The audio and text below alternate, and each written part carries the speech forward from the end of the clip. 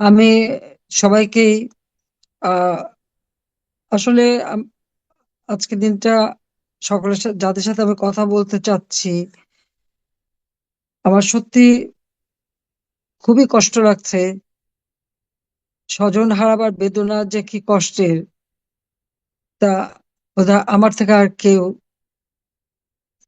বুঝতে পারবে না। যারা আপনার আপনজন হারায় তাদেরকে বুঝি।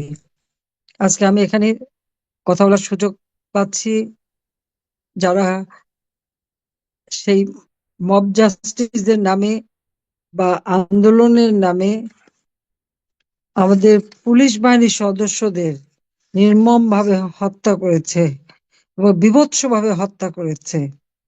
শুধু পুলিশ না, সেখানে পুলিশ বাহিনীর সদস্যদের হত্যা করেছে। প্রায় 450 থানায় আগুন দিয়েছে, যেখানে পুলিশের ভিতরে রেখে আগুন দিয়ে দিয়েছে।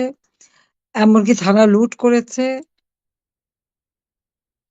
কোনো কোনো থানায় এমনও ঘটনা ঘটিয়েছে যে তাদেরকে মানে পিটিয়ে হত্যা করেছে। এমনকি একটা পুলিশ, মহিলা নারী পুলিশ কনস্টেবল, যারা যে তার মাপ চেয়েছিল যে আমার পেটে বাচ্চা আছে, আমাকে মারবেন না, কিন্তু এই ঘাতকরা থামেনি, তাকে পিটে পিটে হত্যা করেছে। হাত কেটে দিয়েছে, পা কেটে দিয়েছে, পা বেঁধে ঝুলিয়ে রেখেছে। কি বীভৎস ঘটনা! এটা ভাবতে অবাক লাগে।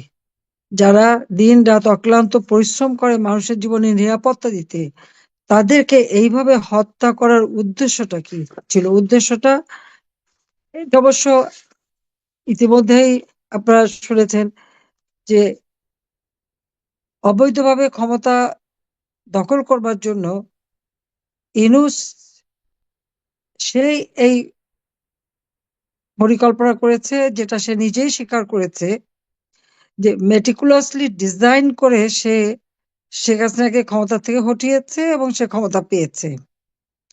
এখানে কোনো ছাত্র জনতার বিষয় ছিল না, কোনো নেতৃত্ব ছিল না, এবং তার মাস্টার মাইন্ড একজনকে পরিচয় করিয়ে দিল যে তাকে দিয়ে এই ঘটনা ঘটিয়েছে।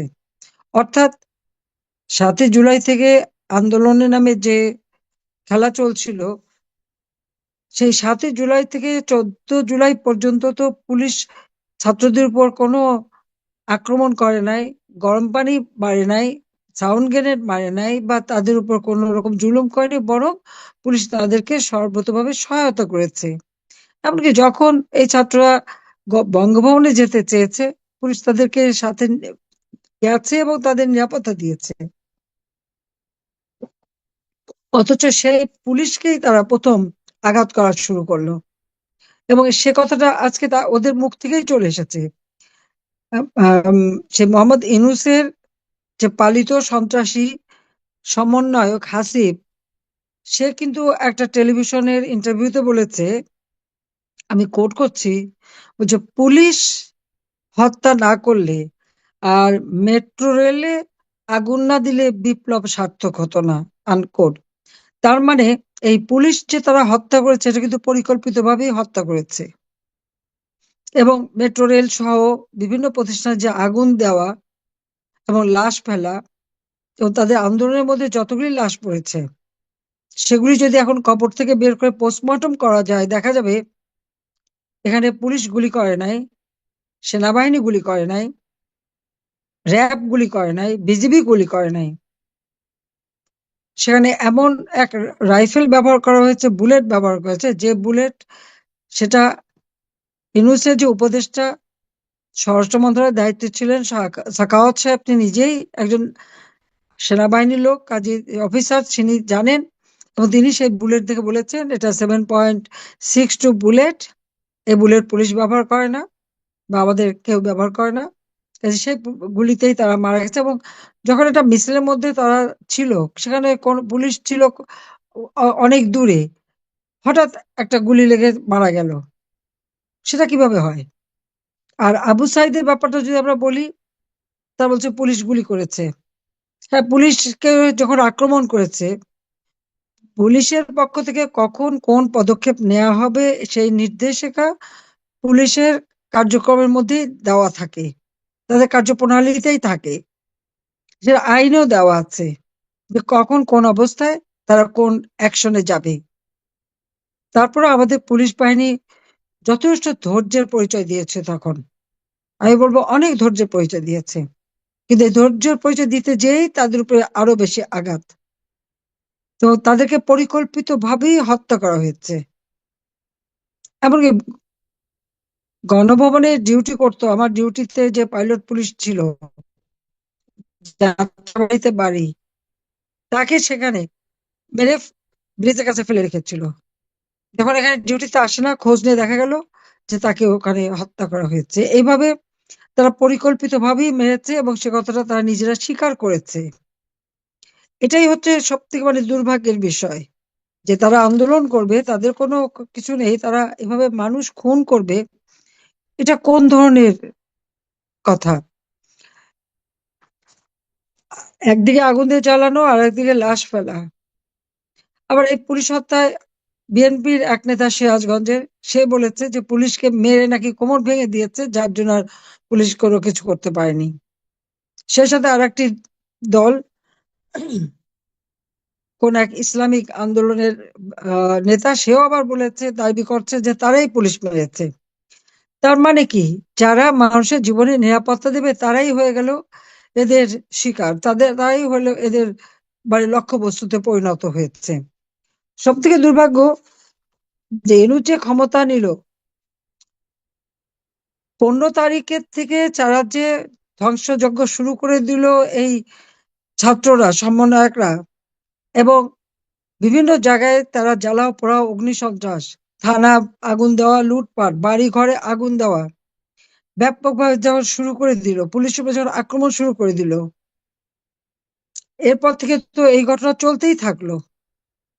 আর কি দুর্ভাগ্যের বিষয়, যে এই যে পুলিশগুলিকে হত্যা করলো, আমাদের অগণিত আওয়ামী লীগ নেতা কর্মীকে হত্যা করেছে, 14 দলের নেতা, সাংবাদিক, সাংস্কৃতিক কর্মী, আইনজীবী, সব শ্রেণী পেশার মানুষের উপরেই তারা হামলা করেছে এবং হত্যা করেছে। সেখানে এতে কোনো বিচার হবে না। যাদেরকে হত্যা করেছে তাদের পরিবার বিচার চাইতে পারবে না, এদের দায় মুক্তি দেওয়া হয়েছে। দায় মুক্তি কেন দেওয়া হলো? যদি কেউ অন্যায় করে তার তো বিচার হতে হবে, তদন্ত হতে হবে।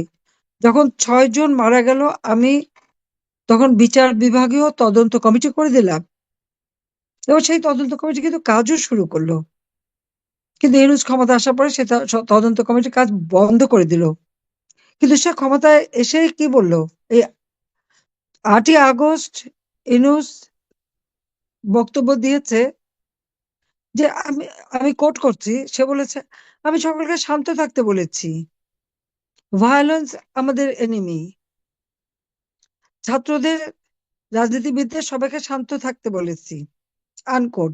তার মানে উনি সবাইকে শান্ত থাকতে বলেন, আর এদিকে তারা খুন খারাপি অব্যাহত রেখে যায়। 14ই জুলাই থেকে 8ই আগস্ট পর্যন্ত হত্যাকাণ্ড ঘটেছে, সে একবার বলল না যে এই হত্যাকাণ্ডের সঙ্গে যারা জড়িত তাদের বিচার হবে, সে কথা কিন্তু সে বলে নাই। উনি খুব ভালো মানুষ সেজে সকলকে বেশ সবক দিলেন, শান্ত থাকতে বলেছে। উনি শান্ত থাকতে বলেন আর তার এই সন্ত্রাসী গ্রুপ হত্যাকাণ্ড চালিয়ে যায়। 15ই জুলাই থেকে যারা এই সমস্ত ঘটনা ঘটালো, তাদের যে বিচার করা হবে সে কথা কিন্তু সে একবারও বলে নাই। অথচ আবার 8ই অক্টোবর 2024 সে কি বলল? বলল যে হত্যা ও মব জাস্টিস থামাতে পারা যাবে না। কেন থামাতে পারবেন না? যখন ক্ষমতা নিয়েছেন তখন অবশ্যই এই ধরনের অবিচার, অন্যায় বা কেউ যদি আইন হাতে তুলে নেয়, তাদের থামানোর দায়িত্ব তো আপনার। অবশ্য উনি আবার এটাও বলছিলেন যে উনি রাষ্ট্র চালাতে ব্যর্থ, উনি তার কোনো অভিজ্ঞতা নাই, তিনি রাষ্ট্র চালাতে পারেন না। সে কথাটা তিনি অনেক আগেই বলেছিলেন। তো আমার কথা হচ্ছে যে যারা এক একটা কথা বলবে, নিজের ব্যর্থতা নিজেই স্বীকার করেছে যে তার দেশ চালাবার যোগ্যতা নাই, তাহলে সে ক্ষমতা আঁকড়ে ধরে রাখার জন্য মানুষ খুন করছে কেন? একটার পর একটা প্রতিষ্ঠান ধ্বংস করছে কেন? আগুন দিচ্ছে কেন? এই ছেলে মেয়েদের ব্যবহার করে তাদেরকে দিয়ে এই ধরনের অপরাধী কাজ করাচ্ছে কিসের জন্য? আইন এদের হাতে তুলে নিতে চাচ্ছে কেন? এখানে চিফ জাস্টিসের বাড়ি, উচ্চ আদালত থেকে শুরু করে নির্বাচন কমিশন, মানবাধিকার কমিশন, পাবলিক সার্ভিস কমিশন, এমন কোনো জায়গা নেই এরা সেখানে এই সন্ত্রাসী কর্মকাণ্ড না ঘটেছে আর তাদেরকে পদত্যাগে বাধ্য করেছে। এটা কি করে হয় যে একটা বিচার বিভাগের উপরে ছাত্র নামধারীরা যে হামলা করবে আর প্রধান বিচারপতি সহ বিচারপতিদের পদত্যাগ করতে বাধ্য করে নতুন ভাবে করবে? এটা কি ধরনের কাজ? একটা রাষ্ট্র পরিচালনার ক্ষেত্রে আইনসভা, বিচার বিভাগ এবং নির্বাহী বিভাগ, এই তিনটার সমন্বয়ে রাষ্ট্র পরিচালিত হয়। কিন্তু আমরা দেখলাম হেনরি সাহেব কি বলছেন, উনি তো দেশ চালাতে ব্যর্থ, সেটা নিজেই বলেছেন, তার যোগ্যতা নাই। আর তার এই অযোগ্যতার ফলাফলটা কি? উচ্চ আদালতে হামলা, সংসদ ভবনে হামলা, এক্সিকিউটিভ অর্থাৎ আমাদের সচিবালয়ে আগুন, আর গণভবন তো আগুন, লুটপাট। এটা তো পরিকল্পিতভাবে। সব থেকে দুর্ভাগ্যের বিষয় যে বঙ্গবন্ধু ভবন, যেটা বঙ্গবন্ধু স্মৃতি জাদুঘর, আমরা দুই বোন, বাবা মা ভাই সবই তো আমরা হারিয়েছি। ওই বাড়িতেই সবাইকে নির্মমভাবে হত্যা করা হয়েছে। সেই রক্তের দাগ তো এখনো ছিল ওই বাড়িতে। সে বুলেটের ক্ষত চিহ্ন ওই বাড়িটাই বহন করে যাচ্ছিল। আবার সেই 71 সালে এই বাড়ি থেকে জাতির পিতা বঙ্গবন্ধু শেখ মুজিব স্বাধীনতার ঘোষণা দিয়েছেন। আর ঘোষণা দিয়েছেন বলেই তো আমরা স্বাধীনতা পেয়েছি। আমরা দুই বোন তো 75 এই হত্যাকাণ্ডের পর এই বাড়ি আমরা তো ভোগ দখল করিনি, আমরা জনতাকে দিয়ে দিয়েছিলাম। বঙ্গবন্ধু মেমোরিয়াল ট্রাস্ট করে এই সম্পত্তি জনগণকে দান করেছিলাম। যদিও আমাদের দুই বোনের ঢাকা শহরে কোনো নিজস্ব বাড়ি ঘর থাকার জায়গা ছিল না, তারপরেও কিন্তু আমি এটা জনগণকে দিয়েছি। আমরা দুইজন এই জন্য যে আমার বাবা তো এদেশের মানুষের জন্যই সারা জীবন রাজনীতি করে গেছেন, আর এই বাড়িতে তো সব পরিবারকে হত্যা করা হয়েছে, কাজে এটা মানুষের জন্যই থাকবে। সেই বাড়িটাও পুড়িয়ে দিল। এটাও তার কি তার ওই পরিকল্পিত ভাবেই করা, তার সেই মেটিকুলাসলি ডিজাইনের অংশ। কাজে আজকে পুলিশের উপর যে জুলুম অত্যাচার বা সাধারণ মানুষের উপরে যে জুলুম অত্যাচার, এটা আসলে কোনো মানুষ সহ্য করতে পারে না। যারা আপনজনকে হারিয়েছে তারা বোঝে এই কষ্টটা কি। আজকে আমার প্রশ্ন, যিনি ক্ষমতা দখল করলেন তার কাছে, যে সেই 6 মাস পর্যন্ত ক্ষমতায়, অথচ এখনো দেশের মানুষের জীবনে নিরাপত্তা দিতে পারছেন না। এটা শোনা যাচ্ছে? জি মাননীয় নেত্রী, আপনাকে দেখতে পাচ্ছি আবার স্ক্রিনে। আপনি হ্যাঁ, শোনা যাচ্ছে। জি তোমাদের শোনা আওয়াজ যাচ্ছে। জি পাচ্ছি জি না। জি শোনা যাচ্ছে। আমি তো আপনার বক্তব্যের অপেক্ষায়। জি হ্যাঁ, তোমাদের আওয়াজ পাচ্ছি না। জি আমরা তো নজরুল, তোমাদের আওয়াজ পাচ্ছি না আমি। জি, আমাদের কথা শুনতে পাচ্ছেন না? হ্যালো।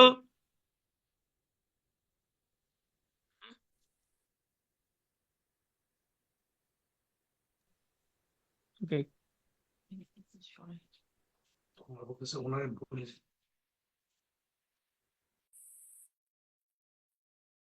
হ্যালো। আপা, না, আমি তোমাদের কোনো সব কথাই শুনতে পাচ্ছি না। আমরা দেখতেছি। আপনি আপনি বলুন, কন্টিনিউ করুন।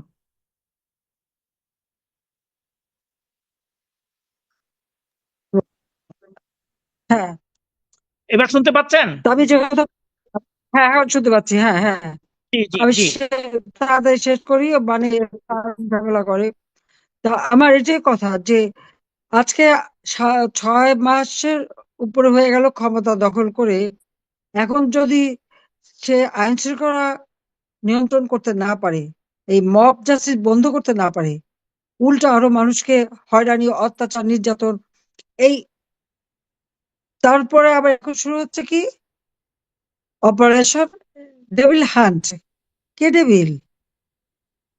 কাকে খুঁজছে সে?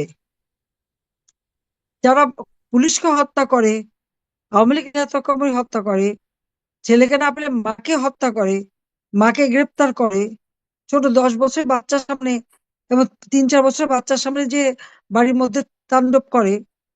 এমনকি পুলিশ ডিউটি করতে পারে না, তাদের চেকিং করে তারা। এই ক্ষমতাটা একটা ব্যর্থতার বোঝাটা টানবে, আজকে দেশটাকে অর্থনৈতিক ভাবে ধ্বংস করছে।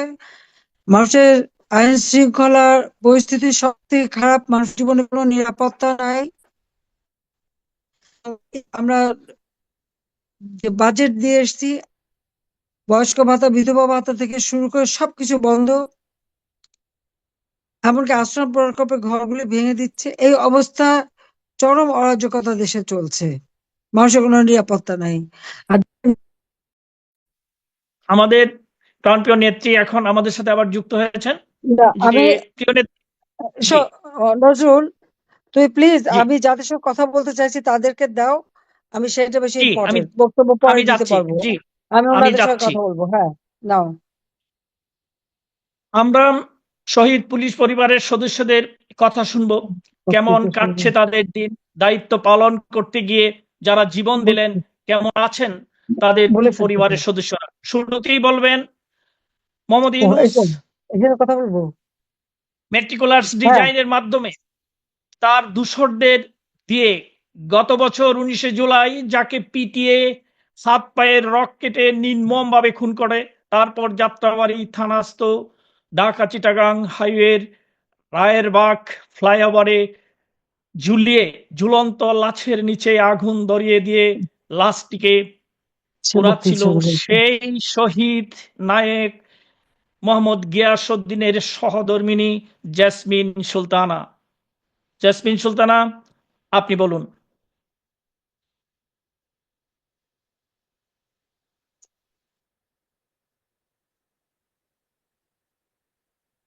আপনি বলেন, কিছু বলবেন, আমি শুনছি। জেসমিন সুলতানা, আপনি নিজেকে আনমিউট করুন। জেসমিন সুলতানা, আপনি মিউট আছেন, নিজেকে আনমিউট করুন। ওই পাশে দেখেন একটা রেড বটম আছে, হ্যাঁ জি। আপা এবার বলুন জেসমিন সুলতানা। হ্যাঁ, আসসালামু আলাইকুম, ভালো আছেন? আমি আছি, আপনি কেমন আছেন জিজ্ঞেস করে তো কষ্ট দেব না, আমি জানি খুব কষ্টই আছেন। কেমন থাকবো, আমাদের তো সব শেষ। যে ভাবে মারলো আর যা করলো, এটা মানে ভাষা বর্ণনা করা যায় না। আমি খালি এটুকু বলতে পারি, আমরা দুই বোনও তো বাপ মা সব হারাইছি, কাজে আমাদের আপনাদের কষ্টটা আমরা বুঝি। আপনি কিছু বলেন, আপনার কয় ছেলে মেয়ে? আমার 2 ছেলে 1 মেয়ে। দুই আচ্ছা, ছেলে কোথায় তারা? আছে এখানে? আপনার সাথে হ্যাঁ, আছেন? আমাদের সাথে। কই হ্যাঁ, ডাকেন, এখানে আমি আছে। দেখি। আসো আসো, তোমরা আসো। আচ্ছা, তোমরা আসো বাবারা। বাবা আসো, কই? আসসালাম দেখো। কাছে আসো, কাছে আসো, আমি সারা দেখি। ডাকো, সারা, আর সারা আসো। এই যে এখন তো আসসালামু আলাইকুম। জি, ওয়ালাইকুম আসসালাম। আমি দেখতেছি আপনাদেরকে। ও ছোট্ট মেয়ে। হ্যাঁ, মেয়েটা ছোট, সবার ছোট হয়েছে মেয়েটা। সবার ছোট, মেয়েটা তো হ্যাঁ। বাবার জন্য অনেক কাঁদে। ইস। সে কাদরের মেয়ে ছিল, হয়ে যাওয়ার সময় খাওয়াই গেছে, আর বাড়িতে ফিরে আসতে পারে। এরা যেভাবে মারছে, ওটাতে আমরা সর্বহারা সবকিছু।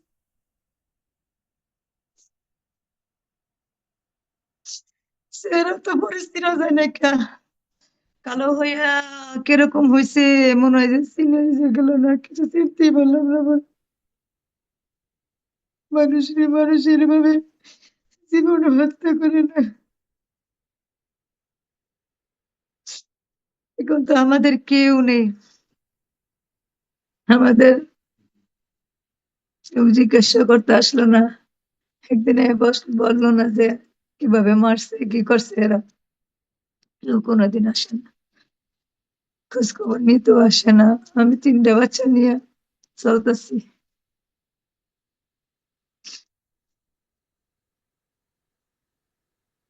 আল্লাহ, আপনি একটু দেখেন আমার ছেলে মেয়েদেরকে।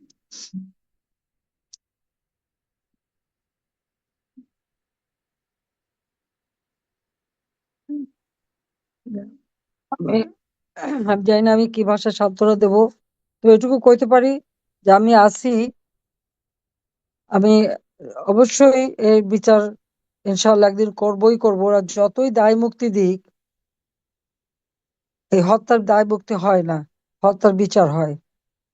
আমার বাবা মা ভাই, 3 ভাই, তার সবাইকে যখন হত্যা করেছিল তাদেরকেও দায় মুক্তি দেওয়া হয়েছিল, কিন্তু আমি আল্লাহর রহমতে এসে তাদের বিচার করেছি ইনশাল্লাহ। এই পুলিশ হত্যার বিচারও আমরা করব একদিন, খালি দোয়া করে আমি বিচার করবো। আর আমি সবসময় দোয়া করি বাচ্চাদের দেখাশোনা করেন, যা দেখে আমি আমার সাধ্যমতো চেষ্টা করব যে আপনাদের পাশে দাঁড়াবো। আমাদের তো সব নেতাকর্মীর বিরুদ্ধে মিথ্যা মামলা দিয়ে হয়রানি, যে কেউ যে দাঁড়াবে দেখা দেখা করবে কেউ তো নাই। আমাদের তো প্রায় 400-500 নেতা হত্যা করেছে, প্রায় 3-4 হাজার এখন তাদেরকে গুম করে ফেলছে, জানিও না তাদেরকে গ্রেপ্তার করছে শুনছি, কিন্তু কোনো হদিস আত্মীয় স্বজন পাচ্ছে না। এরকম অরাজকতা, এত অন্যায়, এত অবিচার আল্লাহ সইবে না। এইটাই। তোমরা বাচ্চারা মার পাশে থাকো, মাকে সবসময় দেখে রাখবে, ঠিক আছে? জি তোমরা ইনশাল্লাহ, সবাই আমাদের জন্য দোয়া সবসময় করবেন। মাকে দেখে রাখবে। হ্যাঁ, আমি সবসময় দোয়া করবো।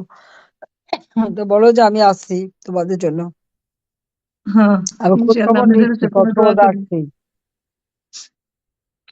হ্যাঁ, অনেকদিন। জেসমিন সুলতানা, আপনাকে হুম। ধন্যবাদ। মাননীয় নেত্রী, আপনাকেও ধন্যবাদ। এবার যাচ্ছি রাব্বি আক্তারের কাছে। তিনি শহীদ এএসআই মোহাম্মদ রফিকুল ইসলামের সহধর্মিণী। রফিকুল ইসলাম ঢাকা জেলার এসবিতে কর্মরত ছিলেন। গত বছর 5 আগস্ট তাকে নিষ্ঠুরভাবে খুন করে ঢাকা টাঙ্গাইল হাইওয়ে সংলগ্ন বাইপাল ওভারব্রিজে ঝুলিয়ে রেখেছিল। রাব্বি আক্তার আপা, আপনি বলুন। আসসালামু আলাইকুম। নিজেকে আনমিউট করে বলুন। আসসালামু আলাইকুম।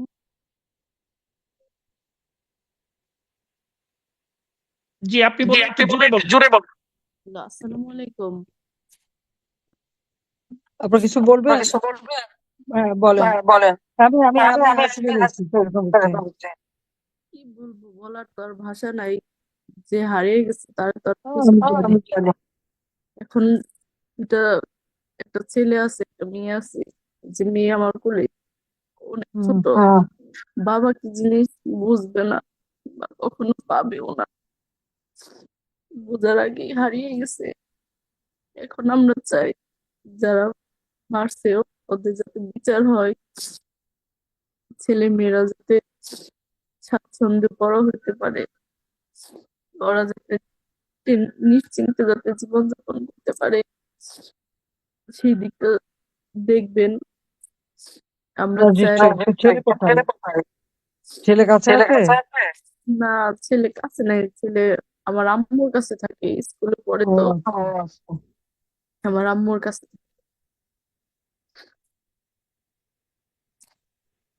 আমি জানি যে আপনজন হারালে সান্ত্বনা দেওয়ার ভাষা আমার নাই, কারণ আমি আমাদের আমার আপনজন হয়েছি। আমাদের তবে দেখার ধৈর্য মতো ধরে সবর করে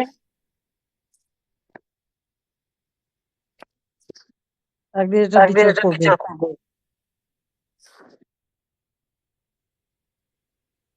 ইনশাল্লাহ বিচার হবে। আর ছেলে মেয়ে যাতে মানুষ করতে পারেন, তার জন্য আমার পক্ষ থেকে যা দরকার আমরা করবো। একটু সময় লাগবে।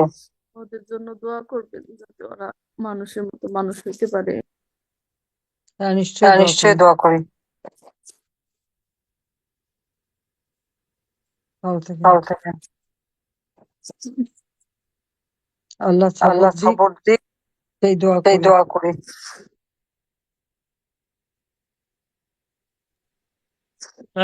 ধন্যবাদ রাব্বি আক্তার আপা। মাননীয় নেত্রী, আপনাকে ধন্যবাদ। রাব্বি আক্তার আপা, আপনি নিজেকে মিউট করুন। জি। ডিবি উত্তরায় কর্মরত পুলিশ পরিদর্শক শহীদ মোহাম্মদ রাশিদুল ইসলামকে গত বছর 5 আগস্ট পিটিয়ে নির্মম নিষ্ঠুরভাবে খুন করা হয়। খুনিরা রাশিদুল ইসলামের মৃতদেহ উত্তরা পূর্ব থানার সামনে গাছে ঝুলিয়ে রেখেছিল, যার পবিত্র রক্তে উত্তরা পূর্ব থানার সামনে রাজপথ রঞ্জিত হয়েছিল। আমরা এখন ওই বীর শহীদ মোহাম্মদ রাশিদুল ইসলামের সহধর্মিণী সুলতানা রাজিয়ার কথা শুনবো। রাজিয়া আপা, আপনি বলুন।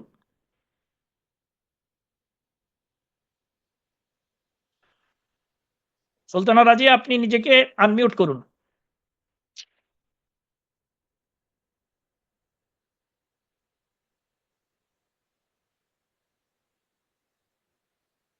সাথে কেউ আছে সহযোগিতা করার? সুলতানা রাজিয়া,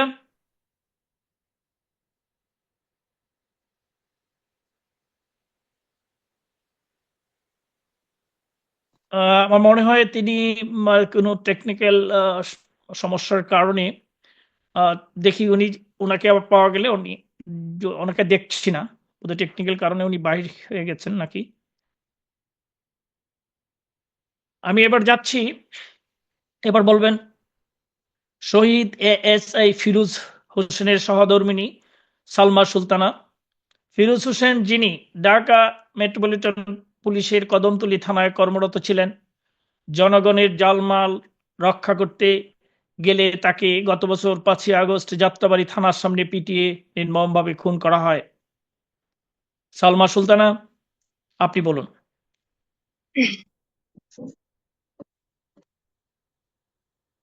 আসসালামু আলাইকুম। হ্যাঁ, ওয়ালাইকুম আসসালাম। কেমন আছো বোন? আলহামদুলিল্লাহ ভালো আছি। আপনি কেমন আছেন আপা? আছি, আল্লাহ যেভাবে রাখছে।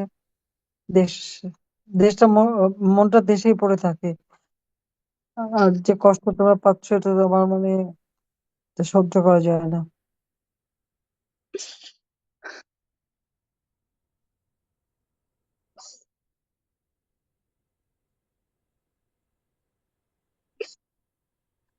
আসলে আমি কিভাবে শুরু করব আপা, কোন দিক দিয়ে শুরু করব নিজেই বুঝতে পারছি না।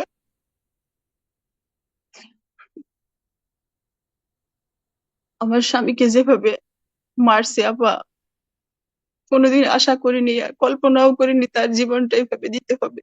কি অপরাধ ছিল তার, কি অন্যায় ছিল তার। তার ছোট ছোট 3টে বাচ্চা, বাবা হারা দুনিয়াটা বড়ই কঠিন, যেমন স্বামী হারা দুনিয়াও কঠিন। আপনি তো স্বজন হারিয়েছেন, আপনি জানেন সন্তান হারানো কত কষ্ট, প্রিয়জন হারানো কত কষ্ট। এই পৃথিবীটা আমার কাছে, আমার সন্তানের কাছে পুরো অন্ধকার। একটা জীবন অনেক কষ্টের, যে আমার সংসারের, আমার পরিবারের প্রিয় মানুষ ছিল, তাকে আমরা হারিয়েছি। আমি আমি বলতে আমার খুব কষ্ট হয়, আমি নিজেকে কন্ট্রোল করতে পারি না আপা। আজ আমি আমার সন্তানের বাবা, এক সময় আমি মা। আমি কখনো আগে ঘর থেকে বের হতাম না, এখন আমি রাস্তায় পুরুষের সাথে ধাক্কার খাই, আমি বাইরে যাই, আমাকে বাজার করতে হয়, আমাকে সব কিছু করতে হয়। আমি, আমার কপালে ছিল, আমি আপনি বলবো ধৈর্য ধরে সবর করেন। ওদের তো শহীদ মৃত্যু, আর আজকের বিচার হবে না, সেই দায় মুক্তি দেয়। কি করে দায় মুক্তি দেয়? একটা মানুষকে মেরে ফেললো পিটাতে পিটাতে, আর সেই আসামিরা শাস্তি পাবে না? এটা কথা হলো? এটা কোন দেশ? কি করছে সে কি জানি না আমি। আপনার আপা। বাচ্চারা আমার কোথায়? বাচ্চাদের দেখি, বাচ্চাদের আনেন। বাচ্চা আছে, আসো বাবা পাশে। আসো, তোমরা আসো। কই? আমি অবশ্য দেখতে পাচ্ছ না, কিন্তু আমি তোমাদের দেখছি। ও, দেখো, ফুটফুটে 3টা বাচ্চা। আসসালামু আলাইকুম ওয়া রাহমাতুল্লাহি ওয়া বারাকাতুহু। আসসালামু আলাইকুম। ওয়ালাইকুম আসসালাম রহমতুল্লাহ বারকাতু। তোমাদের জন্য আমি দোয়া করি, তোমরা ভালো থাকো, মার সাথে থাকো, মাকে দেখে রাখো। আমি জানি যে আজকে বাবা নাই, এবং যেভাবে হত্যা করা হলো এটা কিন্তু কল্পনাও করা যায় না। আমার তো বাবা মা সবাইকে, আমার 3 ভাই, আমার ছোট ভাইটা মোটে 10 বছর, তাকেও খুন করে ফেলছে। আর সেই বাড়িটাও বাড়িটা পোড়ালো, এখন বাড়িটা ভেঙেও ফেলে দিল, ওইটুকু স্মৃতি নিয়েছিলাম সেটাও গেল। কিন্তু তোমাদের যে কষ্ট আমার আমি বড় জানি, কষ্ট আমি আপা। বুঝি। হ্যাঁ, তোমাদের কষ্ট আমি আমরা বড় বুঝি। হতভাগা, হতভাগা নারী, যে নারী তার স্বামীর মৃত্যুর সময়ও কাছে থাকতে পারলো না, জানতে পারলো না একটু তখন কেমন কষ্টে মৃত্যুবরণ হয়েছে। পানিও হয়তো বা তার কপালে জুটি নেই আপা। কত না, কষ্টের মৃত্যু, যন্ত্রণা। আমার স্বামী 5 তারিখে মারা যায়, আর আমি 6 তারিখে তার সংবাদটা পাই, এবং তাকে বুঝে পাই 7 তারিখে, এবং তাকে দাফন করি 8 তারিখে। 4টা দিন তাকে এভাবেই রাখা হয়। আর আমার খুবই কষ্ট আপা। আমি আমার ভিতরের কষ্টগুলো জানাতে চাই। আমি এই হ্যাঁ, সাগরের বলো। মাঝখানেই পড়ে আছি আপা। আমার একটা ঘর নাই, আমি যে কোথায় দাঁড়াবো 3টে বাচ্চাকে নিয়ে। সবার হয়তো বা যাও থাকার একটা স্থান আছে, কিন্তু আমার হাজবেন্ড কিছুই করে রেখে যায়নি, আমার একটা দোতলা ঘরও করে দিয়ে যায়নি আমাকে। আমি ভাসমান অবস্থায় আছি বল। আমার না হোক আল্লাহ, আমার যদি কোনো বিপদ আপদ দেয়, আমার সন্তানগুলো কোথায় দাঁড়াবে, কার কাছে যাবে, সেই ব্যবস্থা সে করে যায়নি। করার আগে তার আল্লাহ দিয়ে গেল তাকে দুনিয়া থেকে। আমি সব সময় ডিপ্রেশনে থাকি যে আমার না আল্লাহ, আমাকে তুমি হায়াত দাও, সুস্থ রাখো, আমার সন্তানদের বড় হওয়া পর্যন্ত যেন আমি বেঁচে থাকি, তাদের জন্য কিছু করে দিয়ে যেতে পারি। আল্লাহর কাছে সেই দোয়া করি সব সময়। আমার একটা আবদার থাকবে আপনার কাছে, হ্যাঁ, বলো। আমার সন্তানদের জন্য আপনি কিছু করবেন, আমার একটা থাকার জায়গার ব্যবস্থা করে দিবেন। আমার ইনশাল্লাহ, কিছুই করে অবশ্যই সে আমি যায়নি আমার জন্য। আমি করবো। ইনশাল্লাহ আমি করবো, অবশ্যই করবো। আমি আমি আসবো, আমি করবো। আমার কারণ বাচ্চারা আমি কাঁদে, আমি তো আমার দেখছি। আমাদের স্বপ্ন পূরণ হলো না। বাবার স্বপ্ন সেটাই। ছিল মেয়েটাকে ডাক্তারি বানাবে, বড় অফিসার বানাবে, ছেলেকে স্বপ্নই থেকে গেল। আমার ছোট মেয়েটা তো বাবাকে ভুলেই গেছে, সেই বিভৎস চেহারা দেখে বলে, আম্মু আমার আব্বুর ছবি আমার সামনে আনবা না, বাবাকে দেখলেই ভয় পায়। যে মেয়ে ছিল তার প্রিয়, বাবা ছিল তার প্রিয়, এখন সে বাবাকে দেখলেই বাবার ছবিটাই মনে করতে চায় না। এমন এমন ভাবে তাকে মারছে আপা।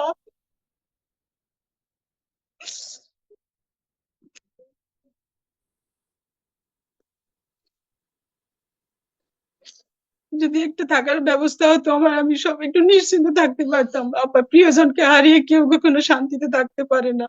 সারা জীবন এই কষ্টের জ্ঞানে আমাকে টানতে হবে যতদিন আমি বেঁচে থাকবো। আমি গতকাল রাত্রি আবার রাত 2টা পর্যন্ত আমি সজাগ, আমার 2 চোখে ঘুম আসে না। তুমি ধৈর্য ধরো বোন, মনে জোর আমি রাখো। আমি সহ্য করতে যে পারি ছেলে না কি আপা পড়ে? আমার। ছেলে কোন ক্লাসে পড়ে? তোমার ছেলে কোন ক্লাসে পড়ে? আমার ছেলেটা সে এবার হেফজে কমপ্লিট করছে, আর মেয়েটা এসএসসি আ- পরীক্ষা দেবে, বড় মেয়েটা ও দেখাশোনা মনে। পরীক্ষা দেবে এসেছে, আচ্ছা। জি আর জি ছোট জি। জন কি সুন্দর ছোট পুতুলের মতো। জন ক্লাস ওয়ানে ওয়ানে পড়ে। ছোট আচ্ছা। মেয়েটা কান্না করে বলে যে আম্মু তুমি এখন গোস্ত কেন ছোট করো, মাছ কেন ছোট করো, আমার আব্বুই তো ভালো ছিল, আমার আব্বুকে আমি কবে দেখবো, কবে কথা হবে, আমি এখন কাকে আব্বু বলে ডাকবো, আর আব্বুকে কি বলে ডাকবো? সবার বাবা আছে, আমার কেন বাবা নাই? বড় মেয়েটা কান্না করে। আমি ওদের ওদের তো বুঝাইতে পারি না, না ওদের চিন্তা করবো, না আমি, না ওদের তুমি ভবিষ্যতে। কি করে বুঝো বলো?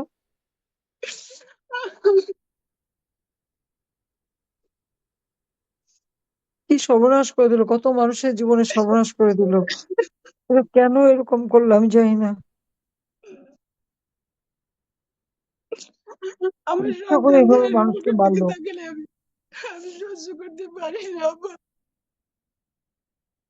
না না, তুমি সবর করো, ধৈর্য ধরো। এত সুন্দর বাচ্চা তোমার, ওরাই ওরাই একদিন উঠে দাঁড়াবে, ওরা লেখাপড়া শিখে বড় হবে।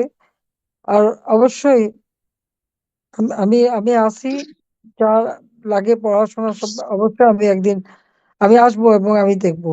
ওরা তো আমারও মেরে ফেলতে চাইছিল কোনো মতে, কেন আল্লাহ কিভাবে বাঁচালো, বারবারই তো বাঁচায় দিচ্ছে। সেই 21 আগস্ট গ্রেনেড হামলা থেকে, কোটলিপার কি বিশাল বোম পুত্র, সেখান থেকে খোদা তো বাঁচায় রাখে। তা আল্লাহ যখন বাঁচায় রাখছে আমাকে, আমাকে যে বাঁচিয়ে রাখলো, আমার তো মনে হয় আমার হাত থেকে নিশ্চয় কোনো একটা ভালো কাজ আল্লাহ করায় নেবে আমাকে দিয়ে। সেই জন্য আল্লাহ আমাদেরকে বাঁচালো। কাজে ইনশাল্লাহ আমি আমি দোয়া তোমাদের জন্য করি যা আপনি যা যেখানেই লাগবে থাকেন দেখবো। ভালো থাকেন, সব সময় আপনার জন্য আমার না, আমি দোয়া আছি থাকবে। আছি বাবা, সবসময় তোমাদের জন্য চিন্তা করি। এই জন্য আমি আমাদের পার্টির লোক বলছিলাম তোমাদের সাথে যোগাযোগ করতে, কে কোথায় আছে একটু খোঁজ নিতে। আমি তো বুঝি, কারণ আমরা তো এরকম সেই 75 সালে যখন সব হারালাম, দুই বোন, আমরা সেই এতিম এসি হয়ে গেলাম, না ঘর না বাড়ি না নিজের দেশ। আবার এখন সবকিছু ভেঙে গুড়িয়ে শেষ। এমনকি আমার স্বামীর বাসাটা সেটাও ভেঙে দিছে, রান্নার বাসাটা সেটাও লুট করে নিয়ে গেছে, আগুন দিয়ে সব পোড়ানো, এবং ইট টিটও খুলে নিয়ে চলে গেছে। তোমাদের মতো আমাদেরও কোনো থাকার জায়গা নেই, কিচ্ছু নাই। তারপরেও মানুষের যে কষ্ট, সেই কষ্টটাই আমি দেখি। আমাদের দিন তো চলে যায়, কিন্তু এই যে তোমাদেরকে এইভাবে একটা মানুষকে পিঠে মারা কি সোজা কথা? এরা কি অমানুষ? এদের মধ্যে মনুষ্যত্ব বোধ নাই? বাবাটাকে আল্লাহ এমন এদের ভাবে বিচার মারছে, করবে, আল্লাহ দাঁত এদের গুলো, বিচার করবে। মুখটা পুরো এই বিকৃত করে ফেলেছে, দাঁত উঠে ফেলেছে। আপা দেখা যায় না, আমার মেয়ে, ছোট মেয়েটা তো বাবাকে দেখতেই ভয় পায়, বলে কি ছবিটা সরাও মামনি, আমি দেখতে চাই না। না না না, আমি সব ছবি দেখছি তো, আমি লাস্ট দেখছি, এটা প্রতিবাদও করছি। আমি তো এনকোয়ারি কমিটিও করে দিয়েছিলাম। আমি জজ সাহেবরে দিয়ে কমিটি করছিলাম যে যাদের এভাবে মারছে এগুলি তো ইনকোয়ারি করা হোক। সে তো কাজ করতে দেয়নি। যে এখন যে ক্ষমতা আছে, ইউনূস তো এই ইনকোয়ারি করতে দেয়নি, বন্ধ করে দিচ্ছে, এবং তাদেরকে মাফ করে দিচ্ছে, দায় মুক্তি দিয়ে দিচ্ছে, এদের বিচার হবে না। এটার কথা হলো নাকি? এই দায় মুক্তি সে দেয় কে? সে কিভাবে? সে তো জোর করে ক্ষমতা দখল করছে, সে অস্ত্র দিয়ে অর্থ দিয়ে ক্ষমতা দখল করে বসে এদেরকে সব মাফ করে দেয়। তাকে যে এই পুলিশ মারে মানুষ মারে তাকে ক্ষমতা আনছে, এটাই, তাতেই সে খুশি। কাজে এদের আর বিচার করবে না। কিন্তু বিচার হবে, আমি তোমাদের বললাম, আল্লাহ ইচ্ছে বিচার হবে। আমার বাবা মা ভাই বোনদের যারা হত্যা করছে তাদেরও দায় মুক্তি দিছিল, কিন্তু আমি দেশে ফিরে এসে আইন করে তাদের বিচার করছি। ইনশাল্লাহ এই হত্যারও বিচার আমি করব, আমি তোমাদের কথা দিলাম। দোয়া করি। আমি আর বিচার আপনি করবো। আমার আর জন্য একটু ব্যবস্থা করবেন। সবার হয়তো বাড়ি আমি গাড়ি থাকার জায়গা আমি আছে, আমি কিন্তু আমি আমার, অবশ্যই করবো, নিশ্চয়ই করব। আম- আমার দেশের বাড়িতে একটু ঘরও নাই আপা, আমার মনে অনেক কষ্ট আপা, অনেক কোথায় যন্ত্রণা বাড়ি, আপা। কোথায় দেশের কোন কোথায় বাড়ি কোথায়? গোপালগঞ্জ আপা। গোপালগঞ্জে? জি। কোন জায়গা? গোপীনাথপুর। ও, আচ্ছা, হ্যাঁ, ঠিক আছে, আমি খবর হ্যাঁ, নেবো, আমি তো আমি মানে, খবর নেবো ওই দেখে। হ্যাঁ, জি জি। আমাদের লোকজন, পার্টির লোকরা তো কেউ ঘরে থাকতে পারে না, তাদের ব্যবসা বাণিজ্য বন্ধ, ঘর বাড়ি পোড়ায় দিচ্ছে সব। যে অত্যাচার তা তো সীমাহীন। তারপরেও আমি ওদেরকে বলবো খোঁজ নিতে, খবর নেবে নেবে সবাই, চিন্তা করো না। আমি যখন বেঁচে আছি, হ্যাঁ আমি আপা, থাকলে আমি করবো। আমার বাসায় অলরেডি কিছুদিন আগে এই সাংবাদিকরা গিয়েছিল যে আমার ঘর হ্যাঁ, খুঁজে পাইনি ইন্টারভিউ নেওয়ার জন্য। পরে আমি আর কি আমাদের পুলিশ সদস্য ভাইদের সাথে যোগাযোগ করছি যে আমি ইন্টারভিউ দিতে চাই না। যখন আমার পাশে দরকার ছিল ওই সাংবাদিকদের, যে ওরা যদি ছবিগুলো পোস্ট করতো, হাজারো বোন তার স্বামীকে ফিরে পাইতো। এখন আমাদের পাশে সাংবাদিক প্রয়োজন নাই। আমি ইন্টারভিউ দিতে চাইনি। আমি আমাদের কল্যাণ সমিতিতে জানাইছি পুলিশ ভাইদের, পরে বলছে যে হ্যাঁ, আপনি আপনি যদি না চান তাহলে আপনি বলবেন যে না, আমি এখন আপাতত কিছু বলতে চাই না, আপনাদের যা প্রয়োজন হয় আমাদের কমিটি আছে, সেখানে গিয়ে আপনারা জানতে পারেন। তা আমি চাইনি অলরেডি তারা মানে, তারপরও আমার গ্রামের বাড়িতে গিয়ে খোঁজ নিচ্ছে, মানে আমার কি আছে না না আছে ইন্টারভিউ নেওয়ার জন্য। কিন্তু আমার তো কিছুই নাই, আমার স্বামীর কোনো ঘর খুঁজে পাইনি। পরে আমি বললাম আপনারা, আমি না বলার সত্ত্বেও কেন গিয়েছেন? পরে বললো যে আপা আসছিলাম, ভাইয়ের কবর জিয়ারত করলাম। কিন্তু মানে দেখলো যে আমার তো কোনো একটা ঘর, একটা দুচলা, যে আমার সন্তানকে নিয়ে আমি দাঁড়াবো আপা, সেই ব্যবস্থাও সে করে যায়নি। আমি কি করব? আমি তো সেই চিন্তায় সব সময় অসুস্থ হয়ে থাকি আপা। আমার সব আছে, আমার কিছু নাই। আমি যদি এখন মরে যাই, আমার এই 3টে সন্তান সাগরের ভিতরে ডুবে মরবে, কেউ তখন ওদের পাশে থাকবে না। আজ আমার স্বামীকে হারাইছি, আমার ওদিকে স্বজনরা সবাই মুখ ফিরাই নেয়, অর্ধেক মানুষ আমার থেকে মুখ ফিরাই নেছে। আমার একটা ভাসুর থেকে বিদেশে, সেও যোগাযোগ করে না। সবাই মানে যখন সে বেঁচে ছিল সবাই ছিল, এখন তার পাশে কেউ নাই, তার তো সন্তানদেরও খোঁজ নেয় না। আর আমি যখন মরে যাবো, আমার 3টে সন্তান তো একদম শ্যাওলার মতো ভেসে বেড়াবে। না না, তোমার বেঁচে থাকতে হবে তো, বাচ্চাদের জন্য বেঁচে থাকতে হবে, আর ধৈর্য ধরতে হবে, মনে সাহস রাখতে হবে। ঠিক আছে? তো আমার দোয়া নিও। আমি ঠিক আছি আছে। তো তোমাদের, আমি অবশ্যই আমি দেখবো কতটুকু কি করতে পারি, করবো আমি। যদিও আমাদের সবকিছু জ্বালায় পড়ায় শেষ করে দিচ্ছে, ব্যাংক ট্যাঙ্ক সব বন্ধ, কোনো কিছু করার উপায় নেই, সব বন্ধ করে দিচ্ছে। আমরা একটা ট্রাস্ট করছিলাম, সেখান থেকে সবাইকে সাহায্য করতাম, সেটাও বন্ধ করে দিচ্ছে। তারপরে ইনশাল্লাহ আল্লাহ যখন বাঁচা রাখছে আমি দেখবো, তোমাদের চিন্তা করো না, আমি আছি। আচ্ছা, আমি চাই আমার সন্তানদের ভালো থাকার জন্য ভালো পরিবেশে আপনি আপনারা গোপালগঞ্জে ওদের একটা থাকার ব্যবস্থা করে দেবেন, এই হ্যাঁ, আবেদনটা করে আপনার দেবো, কাছে থাকবে। নিশ্চয়ই আমি করবো। ঠিক আছে, চিন্তা আহ, করো না। ঠিক আছে আপা। হ্যাঁ, তো তোমরা সালমা ভালো সুলতানা, থেকো। আপনাকে ধন্যবাদ। আচ্ছা, মাননীয় নেত্রী, আপনাকে ধন্যবাদ। আমরা দেখতে পাচ্ছি যে আমাদের ওই যে সুলতানা রাজিয়া আপা, যিনাকে আমরা মিস করছিলাম, তাকে আমি দেখতে পাচ্ছি। সুলতানা রাজিয়া আপা, আপনি নিজেকে আনমিউট করে কথা বলুন। তিনি বীর শহীদ মোহাম্মদ রাশিদুল ইসলামের সহধর্মিণী রাজিয়া সুলতানা। আপনি নিজেকে আনমিউট করুন।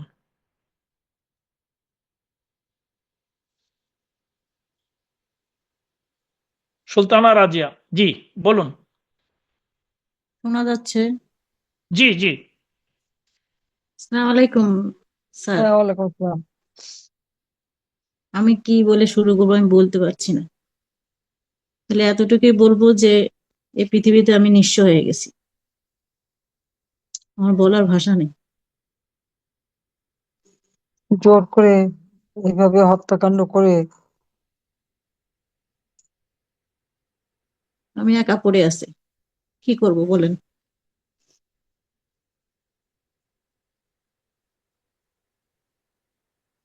কথা, আমার কথা কি শোনা যাচ্ছে? জি, আমি শুনতে পাচ্ছি। না, আমি খালি এটুকু বলবো যে আসলে আমার কিছু বলার কি, এই যে নৃশংসভাবে হত্যা করা, আমি তার কথা বলতে পারবো না, আমার ভিতরে আতঙ্ক কাটে নাই। আমি আমি জীবন ফিরাই নিয়ে আসছি, কিন্তু আমারটা আমি তারটা ফিরাইতে পারিনি। আমার ছোট দুইটা বাচ্চা, আমি এখন কোথায় যাবো বলেন?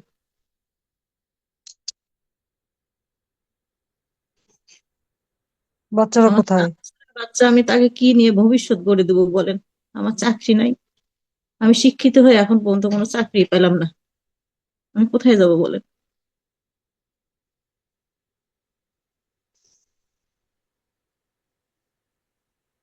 আমি আসি, নিশ্চয়ই আমি দেখবো তোমাদের। বাচ্চারা কোথায়? আছে, কাছে আছে? না, আমার কাছে নেই।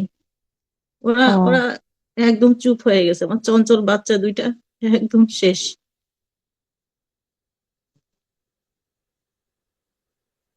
এইভাবে যে কত মানুষের ক্ষতি করলো, তা বলার ভাষা নাই। তারপর আবার এর বিচার হবে না। আমার বাচ্চারা সরকার না পক্ষ খেয়ে থাকে হলো। সরকার পক্ষ থেকে কোনো সাহায্য করে নাই? সরকারের এখনো পুরাপুরি পাইনি আমি। তো কাল ভোরে তো বলতেছে যে কত বলে শহীদদের সবাইকে টাকা দিচ্ছে, কি দিচ্ছে, কত টাকা তুলছে।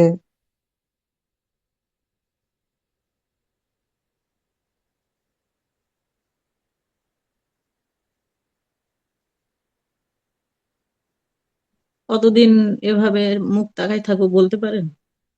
হাত পেতে খেতে হবে আমাদের? আমরা কি হাত পেতে খাওয়া মানুষ? কোথায় পড়লাম বলেন তো এই দুনিয়ায়? হাত পেতে খেতে হচ্ছে। যাই না, এভাবে এই জীবন তো দেশটাকে চাই নাই। মানে সাজানো বাগানটা তছনছ করে দিল, সে দেশটাকেই ধ্বংস করে দিল আর কি। এই জীবন আমি চাই নাই। তোমার বাড়ি কোথায়, বাবা মা কোথায়? আমার বাবা, আমার হাজবেন্ড যেদিন দাফন করেছে একদিন পরে আমার বাবা মারা গেছে। ইস,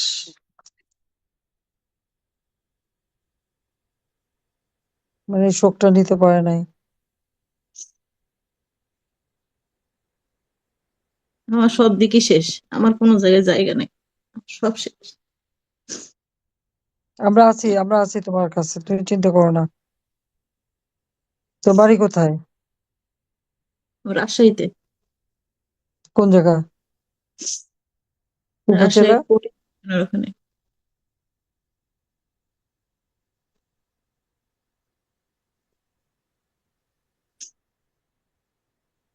ইনশাল্লাহ আমি আসলে সব ব্যবস্থা করে দেবো, কোনো চিন্তা করো না।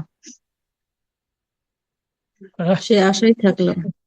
হ্যাঁ, সবর করো, আল্লাহকে ডাকো। বাচ্চাদের মানুষ করতে হবে তো। কি দিয়ে মানুষ করবো বলেন তো? হাত পেতে? না পেতে না, নিশ্চয়ই একটা ব্যবস্থা করা হবে। আমার হাজবেন্ড তো আমার ব্যাংকে একটা টাকাও রাখে নাই, 1 টাকাও নাই। আমি শূন্য হাতে পড়ে আছি, 1 টাকাও নাই, সব শেষ। সে 1 টাকাও রেখে যায় নাই, সৎভাবে জীবনযাপন করছে ফ্যামিলিকে দিয়ে। আমি নিঃস্ব, এখন আমি ওদের কেউ হয়ে হয়ে উঠতে পারলাম না, শেষ।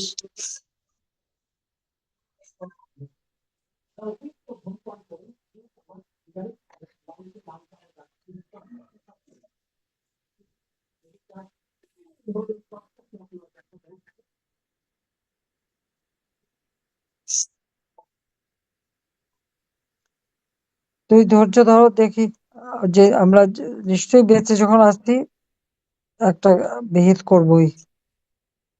তা তো আর চলার জন্য যা তো অত লেখাপড়া জানা মেয়ে, তোমার তার কাজের ব্যবস্থা অবশ্যই হবে। বাচ্চাদের মানুষ করতে হবে, এখন নিজেকে শক্ত করতে হবে।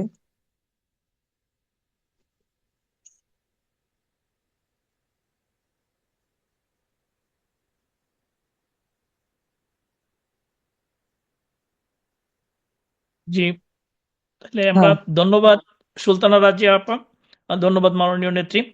আহ, এতক্ষণ শুনলাম গত বছর জুলাই আগস্টে ইউনুসগঞ্জের হাতে খুন হওয়া 4 শহীদ পুলিশ সদস্যের সহধর্মিণীদের এই কথা। দাঁড়া, জাতিসংঘ বলেছে অন্তর্বর্তী সরকারের জবাবদিহি নিশ্চিতের লক্ষ্যে যেসব তথ্য জাতিসংঘের তদন্ত দলের পক্ষ থেকে চাওয়া হয়েছিল সেগুলো সরবরাহ করা হয়নি। আওয়ামী লীগ সমর্থক বা পুলিশ কর্মকর্তাদের উপর প্রতিশোধমূলক সহিংসতার ঘটনার মোট কতজন গ্রেপ্তার করা হয়েছে সে বিষয়ে এখন পর্যন্ত কোনো সামগ্রিক পরিসংখ্যান প্রকাশ করেনি সরকার। আওয়ামী লীগের নেতাকর্মী, পুলিশ, ধর্মীয় ও ক্ষুদ্র জাতিগোষ্ঠীর মানুষের উপর সংগঠিত অপরাধের দ্রুত ও স্বাধীন তদন্ত নিশ্চিত করতে বলা হয়েছে প্রতিবেদনে। এতে বলা হয়, এসব ঘটনায় জড়িত অপরাধীদের মধ্যে যাদের পরিচয় জানা গেছে তাদের বিচারের আওতায় আনতে হবে। বিচারহীনতা ও প্রতিশোধের চক্র থেকে মুক্তির জন্য জবাবদিহি প্রতিষ্ঠায় সমন্বিত উদ্যোগ নিতে হবে।